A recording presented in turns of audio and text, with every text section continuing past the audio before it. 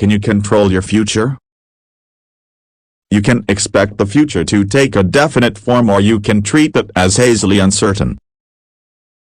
If you treat the future as something definite, it makes sense to understand it in advance and to work to shape it.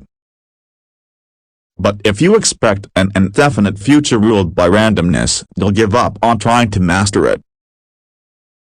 Indefinite attitudes to the future explain what's most dysfunctional in our world today. Process trumps substance. When people lack concrete plans to carry out, they use formal rules to assemble a portfolio of the various options. This describes Americans today. In middle school, we're encouraged to start hoarding extracurricular activities. In high school, ambitious students compete even harder to appear omnicompetent. By the time a student gets to college, he's spent a decade curating a bewilderingly diverse RA-copyright sub-copyright to prepare for a completely unknowable future. Come what may, he's ready for nothing in particular. A definite view, by contrast, favors firm convictions. Instead of pursuing many-sided mediocrity and calling it well-roundedness, a definite person determines the one best thing to do and then does it. Instead of working tirelessly to make herself indistinguishable, she strives to be great at something substantive, yet to be a monopoly of one. This is not what young people do today, because everyone around them has long since lost faith in a definite world. No one gets into Stanford by excelling at just one thing, unless that thing happens to involve throwing or catching a leather ball. You can also expect the future to be either better or worse than the present. Optimists welcome the future, pessimists fear it. Combining these possibilities yields four views. Indefinite pessimism. Every culture has a myth of decline from some golden age, and almost all peoples throughout history have been pessimists. Even today, pessimism still dominates huge parts of the world. An indefinite pessimist looks out onto a bleak future, but he has no idea what to do about it. This describes Europe since the early 1970s, when the continent succumbed to undirected bureaucratic drift. Today the whole Eurozone is in slow-motion crisis, and nobody is in charge.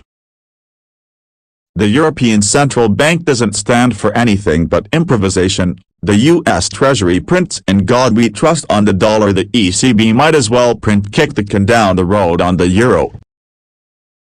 Europeans just react to events as they happen and hope things don't get worse. The indefinite pessimist can't know whether the inevitable decline will be fast or slow, catastrophic or gradual. All he can do is wait for it to happen, so he might as well eat, drink, and be merry in the meantime, hence Europe's famous vacation mania. Definite pessimism. A definite pessimist believes the future can be known, but since it will be bleak, he must prepare for it. Perhaps surprisingly, China is probably the most definitely pessimistic place in the world today. When Americans see the Chinese economy grow ferociously fast, 10% per year since 2000, we imagine a confident country mastering its future. But that's because Americans are still optimists, and we project our optimism onto China. From China's viewpoint, economic growth cannot come fast enough.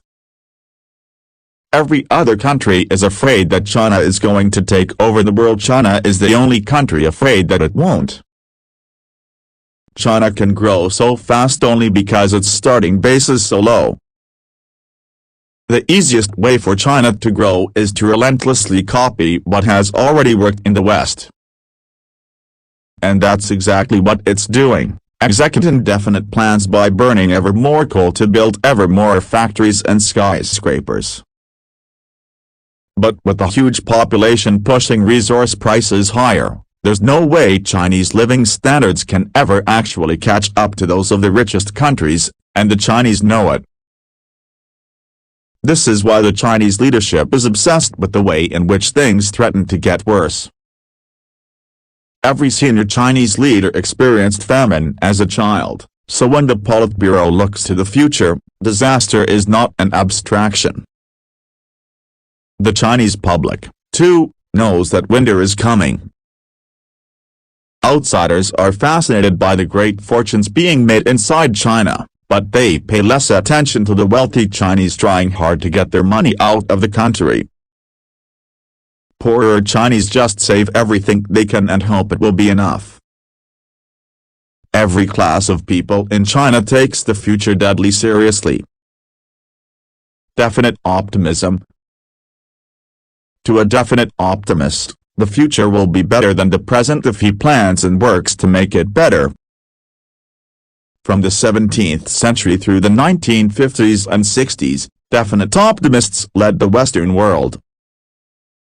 Scientists, engineers, doctors, and businessmen made the world richer, healthier, and more long-lived than previously imaginable.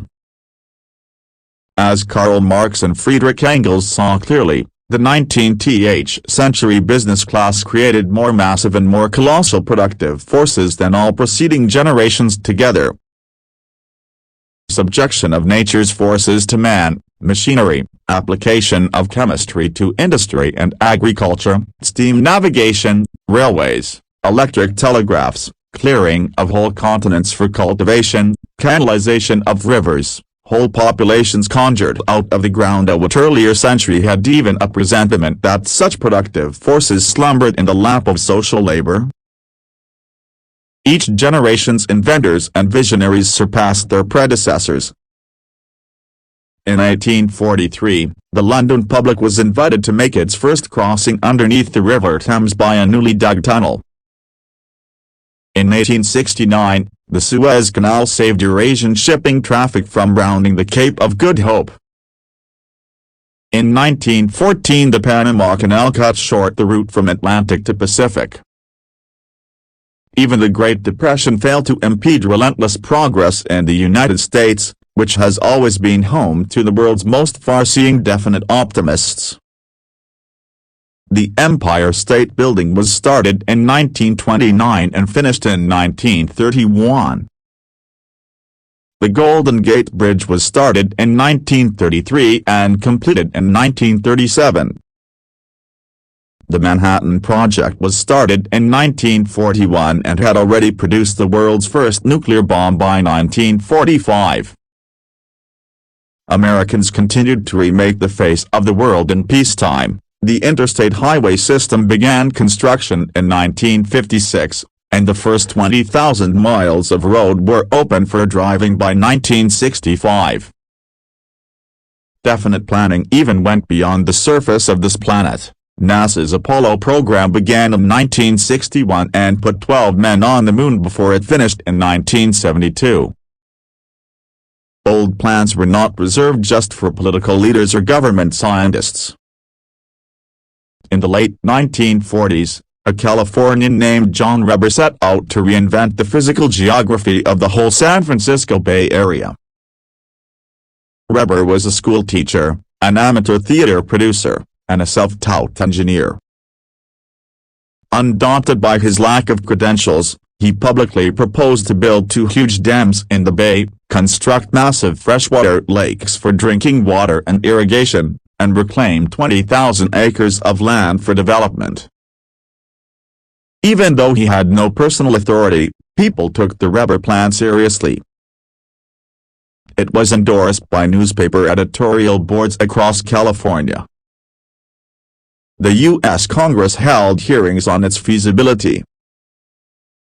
The Army Corps of Engineers even constructed a 1.5-acre scale model of the bay in a cavernous Sausalito warehouse to simulate it. These tests revealed technical shortcomings, so the plan wasn't executed. But would anybody today take such a vision seriously in the first place? In the 1950s, people welcomed big plans and asked whether they would work. Today a grand plan coming from a school teacher would be dismissed as crankery, and a long-range vision coming from anyone more powerful would be derided as hubris. You can still visit the Bay Model in that Sausalito warehouse, but today it's just a tourist attraction. Big plans for the future have become archaic curiosities. In the 1950s, Americans thought big plans for the future were too important to be left to experts. Indefinite optimism.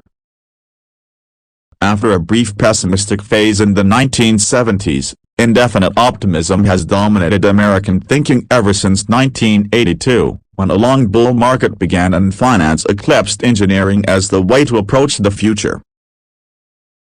To an indefinite optimist, the future will be better, but he doesn't know how exactly, so he won't make any specific plans. He expects to profit from the future but sees no reason to design it concretely. Instead of working for years to build a new product, indefinite optimists rearrange already invented ones. Bankers make money by rearranging the capital structures of already existing companies. Lawyers resolve disputes over old things or help other people structure their affairs. And private equity investors and management consultants don't start new businesses, they squeeze extra efficiency from old ones with incessant procedural optimizations. It's no surprise that these fields all attract disproportionate numbers of high-achieving Ivy League optionality chasers. What could be a more appropriate reward for 2 decades of RA-copyright sub-copyright building than a seemingly elite, process-oriented career that promises to keep options open? Recent graduates' parents often cheer them on the established path. The strange history of the baby boom produced a generation of indefinite optimists so used to effortless progress that they feel entitled to it. Whether you were born in 1945 or 1950 or 1955, things got better every year for the first 18 years of your life, and it had nothing to do with you.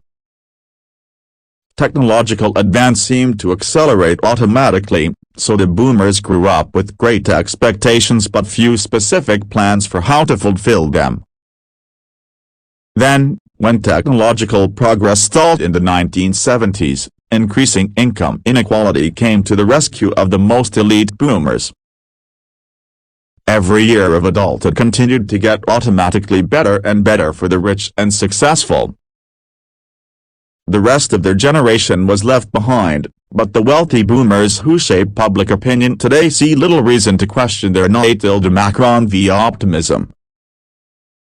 Since tracked careers worked for them, they can't imagine that they won't work for their kids, too.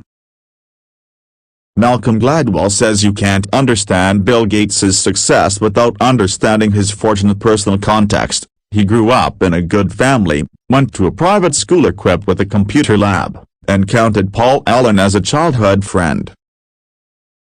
But perhaps you can't understand Malcolm Gladwell without understanding his historical context as a boomer, born in 1963. When baby boomers grow up and write books to explain why one or another individual is successful, they point to the power of a particular individual's context as determined by chance. But they miss the even bigger social context for their own preferred explanations. A whole generation learned from childhood to overrate the power of chance and underrate the importance of planning. Gladwell at first appears to be making a contrarian critique of the myth of the self-made businessman, but actually his own account encapsulates the conventional view of a generation.